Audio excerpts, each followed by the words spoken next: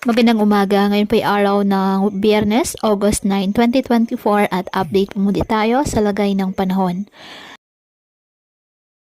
Ngayong araw, patuloy pa rin na nakakaapekto ang southwest monsoon o habagat sa Luzon at western section ng Visayas. Samantala, wala pong bagyo o low pressure area na minomonitor sa loob po ng ating PAR na maaaring makaapekto sa ating bansa.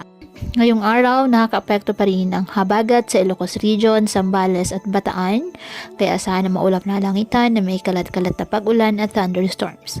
Ang Metro Manila, nalalabing bahagi ng Luzon at Western Visayas, bahagyang maulap hanggang sa maulap na langitan with isolated rain showers or thunderstorms dahil pa rin po sa habagat.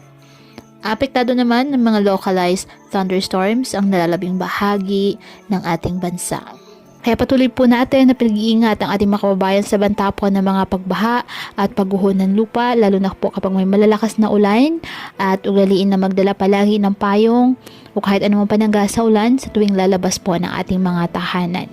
At yan po muna ang update sa lagay ng panahon ngayong araw. Muli patuloy po tayo na mag-ingat at palaging tandaan, God loves you. Stay safe and God bless.